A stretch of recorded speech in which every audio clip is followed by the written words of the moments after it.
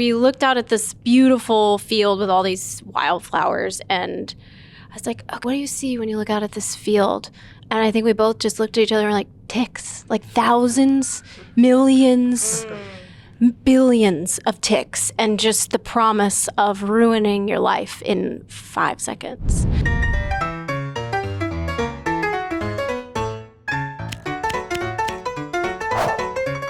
Hey everybody, this is Chris Longo in the Den of Geek at South by Southwest 2025. We are here with the cast and director of The True Beauty of Being Bitten by a Tick. I want to start with Pete. Just tell me a little bit about where the first kernel of the idea came for this film. So the films I've been making, the kernel always comes from a location. And this location was this house that Callie had been renting. She's a collaborator I've made movies with before, and she had this beautiful idea to rent a house and essentially turn it into a movie studio. So this house that she was renting for a year, she ended up making 2 features and 2 shorts, the Tick movie being one of them. And when I went to go visit her, she not so quickly informed me that there were ticks everywhere. When we went outside and we went on a walk in the field, afterwards she said we had to do a tick check, which I said, what is that? And we did the tick check, and I realized I did not want to go outside again. And it was that fear that became the seed of this movie. With any house in the woods or kind of upstate setting, that's always just like great fodder for a horror film. I want to know what intrigued all of you about kind of playing not only with the atmosphere up there, but in the psychological horror headspace. I mean, it's always fun whenever characters leave their comfort zone and then also go to a place where there isn't necessarily a lot of help around. I think that's what kind of works well for the cabin in the woods type the structure. Old fish out of water is a character I'm always drawn to. But it was also really exciting to explore this genre with these guys because up until this point, I think mostly I've been doing a lot of comedy. And there is some comedy. Yeah, it was nice to get into a weird, spooky corner. How about you, Callie? I mean, I was living upstate with a tick, so I was there. I was already there. I was like, Pete, we walked out into the backyard, and we were trying to think of what the film would be. And we looked out at this beautiful field with all these wildflowers, and I was like, okay, what do you see? Or maybe you asked me, I don't remember. But we were like, what do you see when you look out at this field? And I think we both just looked at each other and were like, ticks, like thousands, millions, billions of ticks, and just the promise of ruining your life in 5 seconds. So I think as soon as we kind of tapped into that, it was pretty easy. It's a great jumping off point.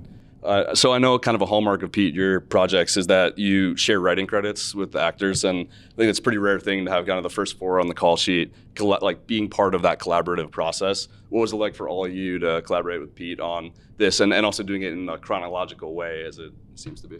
As an actor, you kind of dream of being able to shoot a movie in chronological order. You know, you don't have to guess what the moment before was or what the moment is after. It was so fun. Because we were all living together, and we'd wake up, write the 3 scenes, shoot the 3 scenes, go to sleep, wake up, do it again, and you get to really craft the arc instead of having to do math backward. The idea of involving all of them, aside from just it's fun to make things with other people, but it's that like a traditional way of making movies, the actors actually have a lot of time where they're not engaged. As well as other kind of crew members, like you do your job for whatever those 5 minutes are, and then you sit and wait again. And personally, I don't like that. I like when I'm engaged with my life. And so by doing it this way, these actors are so fully engaged. Yes, filmmaking is a collaborative medium, but I think this approach is extra collaborative in that like they are asked, and I think enjoy being present constantly, which is a nice way to live and a nice way to make movies. Could you gentlemen corroborate that? Yeah, well, Pete also gave the opportunity for us to tap into our own imagination. If there was anything that we ever wanted to work on as performers, as actors on screen, if there was a quirk, if there was a type of character, if there was even something to wear that informed who we were or wanted to do on screen with our other castmates, he really said, yeah, great, let's tap into that. Zoe wanted to do a dance at some point, a synchronized dance in the film. And he's like, okay, yeah, we can fit that in. And the same goes for everybody else. Yeah, I mean, I think one of the things that when you asked about like, what was it like stepping into this genre, I was like, I don't think the genre is horror. I think it's like much like Lynch. It's like Ohsian, right? Like, and I think like part of being in an Ohsian universe is like saying yes to his like table of bubbles, right? This idea that like, you are going to be in an active process of keeping a very fragile table alive by just saying yes to what it was on the table. And I think that, that's maybe saying, oh, like I want to see a synchronized dance. Or it's also saying like, okay, today it is overcast all day and like we're supposed to be doing a scene that's like connected to the last scene. How do we in real time problem solve this question of like light together? Because I didn't go to film school, I did go to drama school 2 times. It is like working on it is both like working on a play, but also like being in film school with like the best, most active like professor. Tell me about the table of bubbles. Let's define that. It sounds Ohsian. The table of bubbles, that's a metaphor that I arrived at. I made a narrative feature film, I'm going to say in the normal way. And that way I didn't love. I loved the movie, but I didn't love the way it was made. And I decided to try to make a movie in a different way, which is the way that I do love to make movies, which is how I made them when I was 15 years old. And that became how I was going to make this movie. And the idea being like, it was fun then, there was no pressure, everything was like really good. But then like a month out before going to shoot this movie, I still felt all this stress. Still felt like it was a waste of time. I was like, why am I even doing this? This is a stupid idea. And I realized you got to let it go. You got to stop putting pressure on this thing. This thing is a table of bubbles. It cannot support anything. Do not put anything on it. Your hopes, your dreams, your expectations, your budgets, your festival premieres. Don't put anything on it. Just appreciate it for what it is, which is a beautiful, magical object. That kind of metaphor, that mentality became what these movies are and what I say to them about the table of bubbles, but also have to remind myself of all the time, which is just that like pressure doesn't help creativity. The only way the good ideas are going to come is by finding the way to release the pressure. Sometimes that's like a deadline is what people think helps, but ultimately the deadline isn't really helping. It's not, it's like it's being pushed up against the wall and you saying, oh, there's nothing left to lose, that finally releases the pressure. But you could have released the pressure from the beginning if you just recognized that. As actors and collaborators, do you feel like he's onto something here? Yes.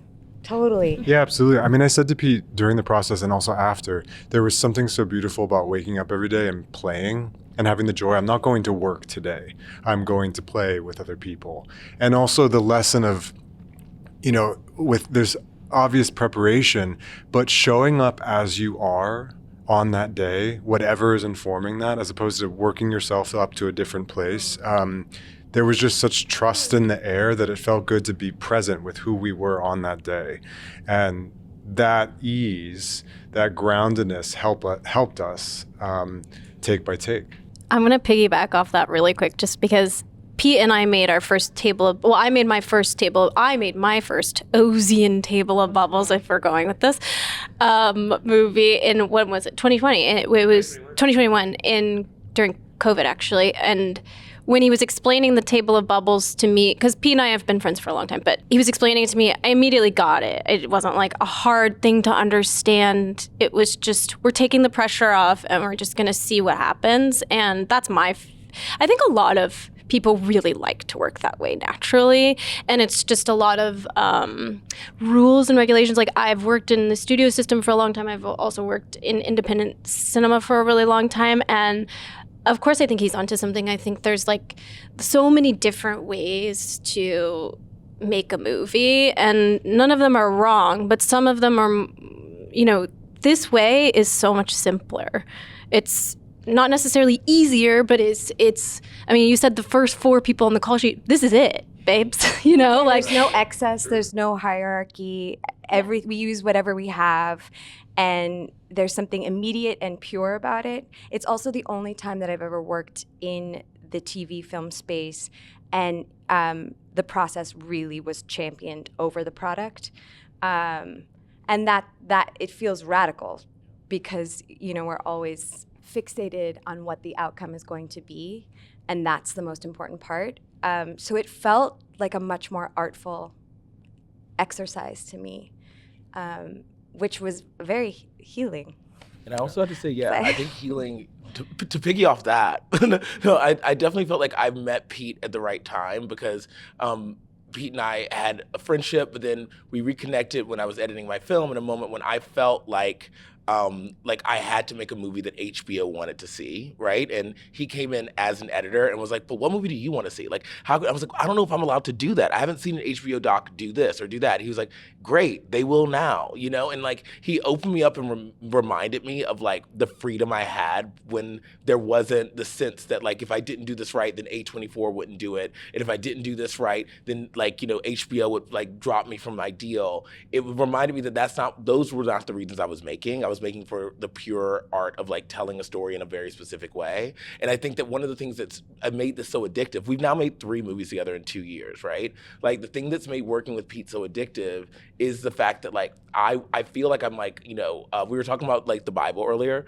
and I feel like I'm like preaching the gospel of Ohs everywhere I go, right? Like, and I tell all these young people who are like, I want to do something. Like, how do I get a meeting at A24? How do I get a meeting at Neon? How do I get a meeting at like, you know, Universal? And I'm like, make a movie with your friends. Like, just do that. Like, you know, like waiting to get like, you know, Zendaya to star in your $25 million movie is like a one way to make a movie. And it might be really fulfilling, but another truly fulfilling way is to like take the money that you've made, like working at like Black House White Market or whatever, and get all your friends together and like make something in your cabin, like, and not a cabin you own, a cabin you got on Airbnb. Because like, you know, there is that funny joke that all these like, you know, indie filmmakers were like, go to your mom's house in Palo Alto, make a movie. Like, this is not that. This is like rent a house with your friends somewhere, make a movie for 4 days if that's all the amount of time you have, and figure out what it looks like or what it's going to be afterwards. And that's the true beauty of being bitten by a tick. Say it. But also you need someone like Pete Ohs who wears a bunch of hats. Yes.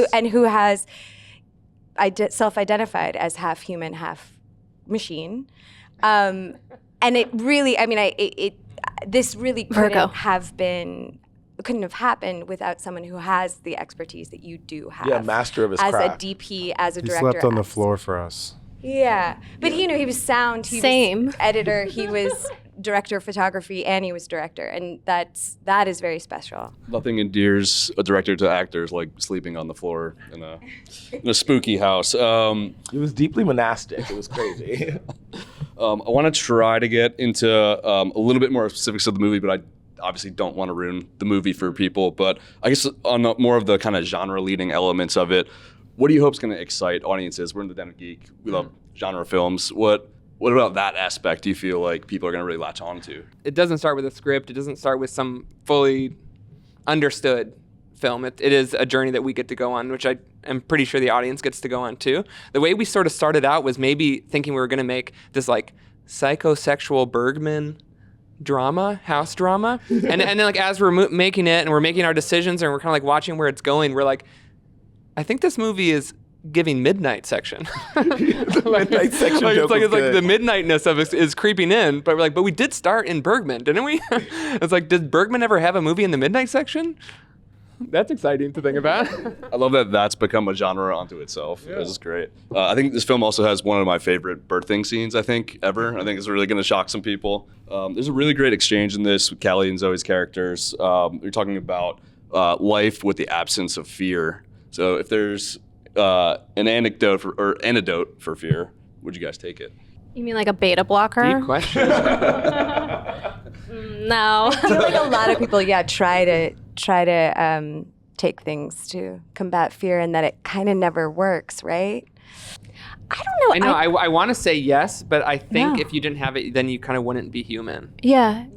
You need it kind of a little bit. It kind of like propels you and moves you and pushes you around. But it's also like... You need it and you need the awareness of it. Yeah, I think so. And when we were imagining what life would be like without fear, it was one of the most challenging exercises. Very challenging. Because I identify as a very fearful person.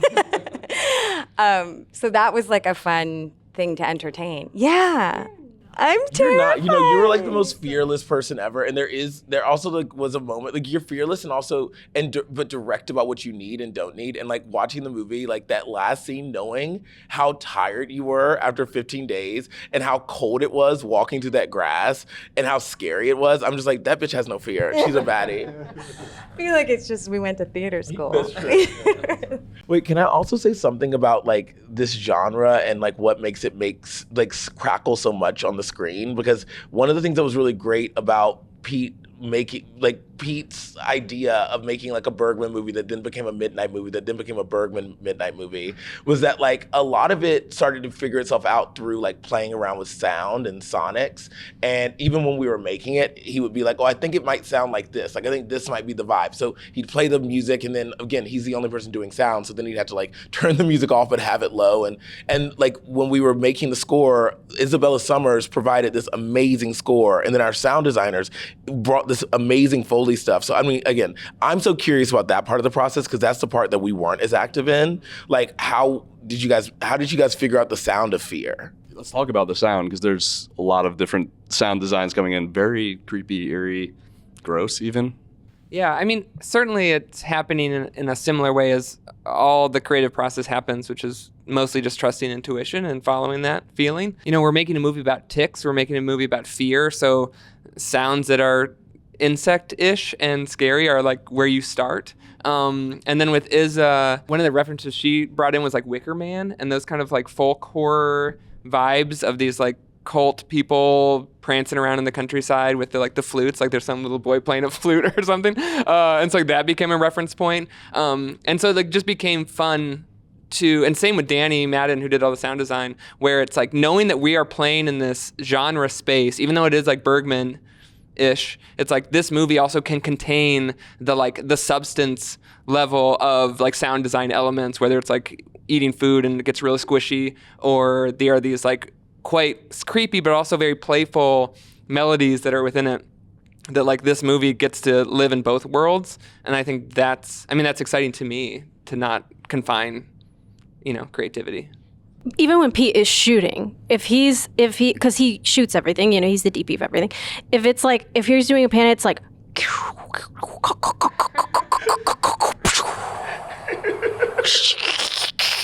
okay, do it again. And it's